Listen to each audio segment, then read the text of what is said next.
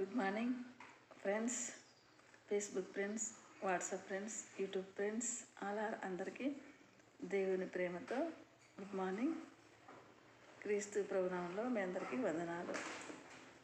మరి కొన్ని విషయాలు కొద్దిగా వాక్యం చెప్పుకునే ముందు మనం కొన్ని విషయాలు ప్రకటనలు ప్రకటిస్తున్నాం. ఇక్కడ అనంతపురం జిల్లా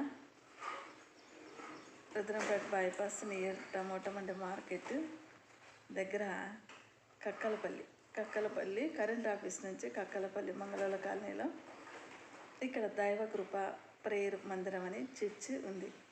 ఇక్కడ ప్రతి ఆదివారము 10 నుంచి 1 గంట వరకు ఆరాధన జరుగుతుంది.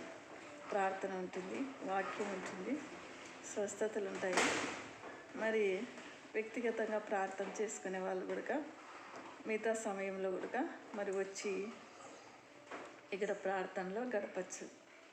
ఇంకా దేవుని విషయాలు లోతుగా ఏమన్నా తెలుసుకోవాలనుకున్న వాళ్ళు వాక్యం గురించి ప్రత్యేకంగా వచ్చి మిగతా సమయాల్లో మరి ఉదయమే నైట్ లేకుండా వచ్చి దేవుని వాక్యాలు తెలుసుకోవచ్చు. ఏదైనా డౌట్ ఉంటే వాక్యము ఎలా ప్రార్థన చేసుకోవాలి, ఎలా వాక్యం చదవాలి, ఎలా ఆత్మీయ స్థితిలో బలపడాలి, మళ్ళా పాటలు ఎలా పాడాలి, మరి అన్ని విషయాలు తెలుసుకోవాలంటే మిగతా సమయంలో ఉదయం 10 నుంచి మరి సాయంత్రం 5 గంటల లోపల ఇన్కేస్ ఎక్కడ పోవట్లేదు ప్రజెంట్ ఒకవేళ ఫోన్ చేసి కూడా మీరు రావచ్చు. నా ఫోన్ మీకు తెలుసు.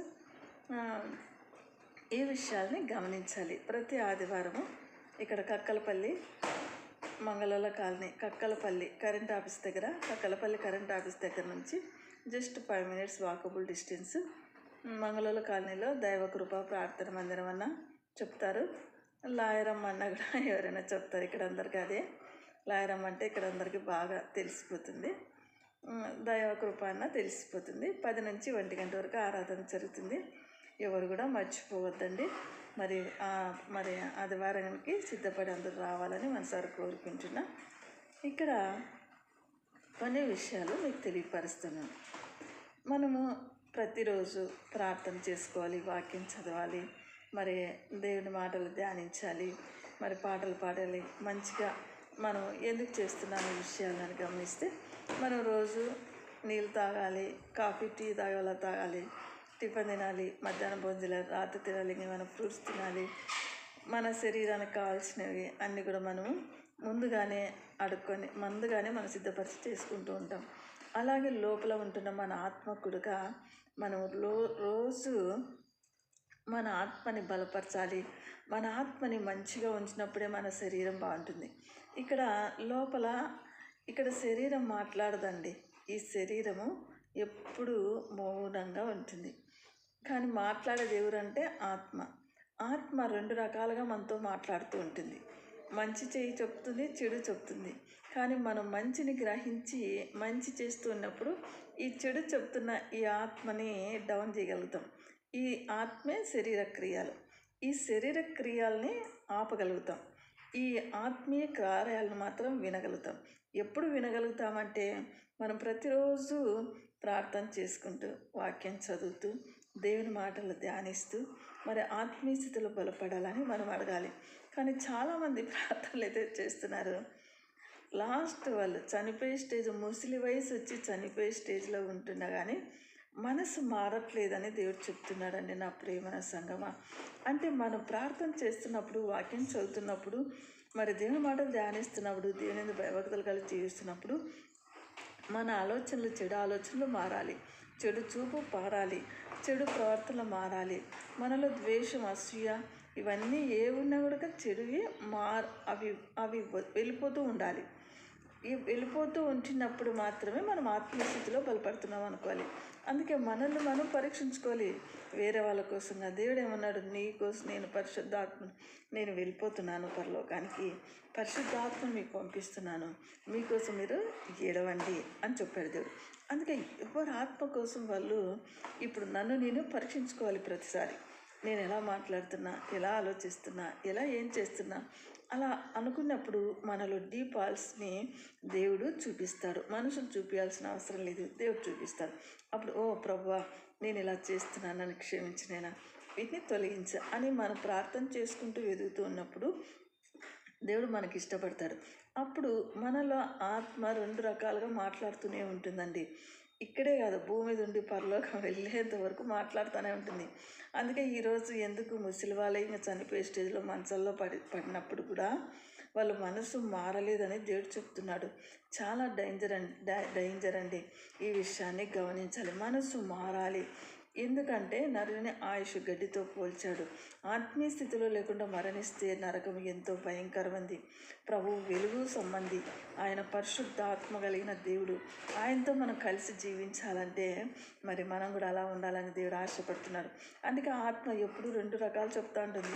వెళ్ళు, నువ్వు పాపం చేయంటుంది ఇంకోటి పాపం చేస్తే నష్టం జరుగుతుంది నీ శరీరానికి అని చెప్తుంది. అప్పుడు మన శరీరాన్ని మనం కాపాడుకోవాలనుకున్నప్పుడు దీన్ని డౌన్ చేసేస్తాం, పాపం చేయకూడదని. అప్పుడు మన శరీరాన్ని మంచిగా కాపాడుకుంటాం. సర్లే, ఇతరులు రకరకాలుగా రెండు పోరాడుతూనే ఉంటాయి. శరీర క్రియలు చేయమంటుంది, మన ఆత్మీయ క్రియలు చేయమంటుంది.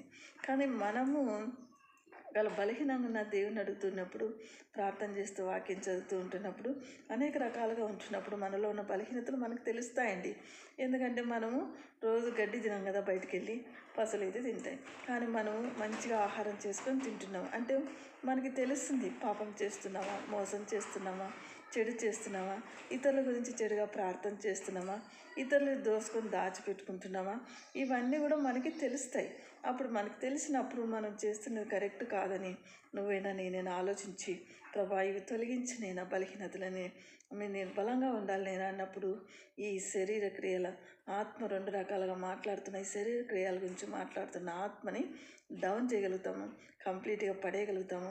ఈ స్పిరిట్ దేవుని ఆత్మతో మంచి కార్యాలు చేయమని ఈ ఆత్మ మనలో స్థిరంగా ఉంచినప్పుడు మన శరీరము చాలా హ్యాపీగా ఉంటుంది. మనం సంతోషంగా ఉండగలుగుతాం, శక్తి ఉండగలుగుతున్నాం, ఆరోగ్యంగా ఉండగలుగుతాం, ధైర్యంగా ఉండగలుగుతాం, అన్ని విషయాల్లో మంచిగా బ్రతుకుతాం. పస్తు అయితే పెట్టడండి దేవుడు. తన పిల్లల్ని ఎప్పుడు కూడా పస్తు పెట్టాడు. ఏదో ఒక విధంగా దేవుడు పోషిస్తాడు. పాపం చేసి బ్రతకాల్సిన అవసరం లేదు, మోసం చేసి బ్రతకాల్సిన అవసరం లేదు, ఇతరులు దోసుకొని దాచిపెట్టుకొని నువ్వు తినలేవు. ఇప్పుడు చూడండి, మనం ఎంత చేస్తామో, కడుపు ఎంత పడుతుందో అంటే తింటాం, తర్వాత నాకు ఇంకా చాలా అని పక్క పెట్టేస్తాం. అది నెక్స్ట్ తింటారో లేదో తెలీదు. కానీ ఎందుకండి పాపం చేసి దోచిపెట్టుకోవడం? అవన్నీ వద్దు, నీకు వద్దు, నాకు వద్దు. మనం అలా జీవిస్తున్నప్పుడు ఏమవుతుందంటే దేవుని పరిశుద్ధ ఆత్మదేవుడు మనలో ఉంటున్నప్పుడు మనకి ఏం కావాలో ముందుగానే దేవుని వాక్యం సెలవిస్తున్నప్పుడు ఏమైనా సంగమా, ఫిలిప్పీ 4:19 వాగ్దానంలో మనకు తెలియక ముందునే ఆయన కృపా మహిమ ఐశ్వర్యంలో మన కోసం దాచి ఉంచి మనకు అనుకూల సమయంలో సహాయం చేస్తాడంట. ఎప్పుడు నేను దేవుని యందు భయభక్తులు కలిగి జీవిస్తున్నప్పుడు, దేవుని యందు భయం కలిగి జీవిస్తున్నప్పుడు, దేవునికి ఇష్టంగా జీవిస్తున్నప్పుడు, వాక్యానుసరంగా జీవిస్తున్నప్పుడు, దేవుని మాట చొప్పున జీవిస్తున్నప్పుడు నీకు నాకు ఏం కావాలో ఫిలిప్పీ 4:19 వాక్యం చదువుకోండి. ఆయన కృపా మహిమ ఐశ్వర్యంలో ముందుగానే నీకు నాకు దాచి ఉంచిన మేలును తీసుకొచ్చి మనకు అనుకూల సమయంలో, ప్రతికూల సమయంలో కూడా ఆయన సహాయం చేయగలిగిన దేవుడండి. అంటే అప్పుడు అలా పొందుకోవాలి నేనంటే ఏం చేయాలి? ముందే అన్ని పరిస్థితులు కూడా దేవునికి ఇష్టంగా మనం జీవిస్తున్నప్పుడు, అయ్యో నా బిడ్డ ఈ కష్టంలో ఉంటుంది, ఈ బాధలో ఉంటుంది, ఈ ఆపదలో ఉంటుంది, ఇప్పుడు నేను చేయాలి సహాయం అని చెప్పేసి యేసయ్య చాలా ఆలోచించి తన కృపా మహిమ ఐశ్వర్యంలో నీకు నాకు దాచి ఉంచిన మేలును తీసుకొచ్చి ఆయన మనకి సహాయం చేస్తాడండి. నీకు నాకు నా ప్రియమైన సంగమా, డియర్ ఫ్రెండ్స్, మరి మనం అందరం కూడా నేను అలాగే ఉండాలని మనసారా కోరుకుంటున్నాను. మన ప్రతి అవసర లెక్కలు కూడా ఆయన కృపా మహిమస్వంలో నీకు నాకు తీరుస్తాడండి. ఫిలిప్పీ 4:19 వాగ్దానం ఎంత మంచిగా మనకి ఇచ్చాడండి. మంచి ఫ్రూట్ లాగా ఇచ్చాడు, మంచి స్వీట్ లాగా ఇచ్చాడు, మంచి వెజిటేబుల్ బిర్యానీ లాగా ఇచ్చినాడు. ఇవన్నీ కూడా మనకి ఎందుకు ఇచ్చాడు అంటే నీకు నాకు అలాంటి మంచి వాక్యాన్ని తినాలి, రోజు ధ్యానించాలి, ప్రార్థించాలి, మారాలి. అప్పుడు దేవునికి ఇష్టంగా ఉంచినప్పుడు నా బిడ్డ నాకు ఇష్టంగా ప్రార్థన చేస్తుంది, ఇష్టంగా నడుస్తుంది, ఇష్టంగా బ్రతుకుతుంది, ఇష్టంగా వెళ్తుంది, నా ఎందుకు భయభక్తులు కలిగి చేస్తుంది అని చెప్పేసి ఆయనే మనకి దాచించిన మేలు తీసుకొచ్చి తన కృపమహిషంలో నీకు నాకు సహాయం చేస్తాడండి కదా. ఎంత మంచి దేవుడు కదా యేసయ్య, నా ప్రియమైన సంగమం. అందుకోసమే మనం ప్రతిరోజు మన మనస్సు మారాలి, మన ఆలోచనలు మారాలి, మన తలంపులు మారాలి, మన ప్రవర్తన మారాలి. అన్నీ మారుతూ ఒకసారిగా మారలేమనుకో, దేవుణ్ణి అడగాలి. మన బలహీనతలన్నీ ప్రభుకు చెప్పినప్పుడు తగిన సమయంలో ఆ బలహీనతలన్నిటినీ విడుదల చేసి మనల్ని బలవంతులుగా, శక్తివంతులుగా, పవర్ఫుల్గా తయారు చేస్తాడండి. కానీ మనలో ఆత్మీయమైన గర్వాన్ని కూడా లోపలికి తెచ్చు. అది వెరీ డేంజర్ అండి. అది ఇన్నర్గా ఉంటుంది, బయటకు కనిపించదు. మోస్ట్ డేంజర్ అంటే ఆత్మీయమైనటువంటి గర్వం.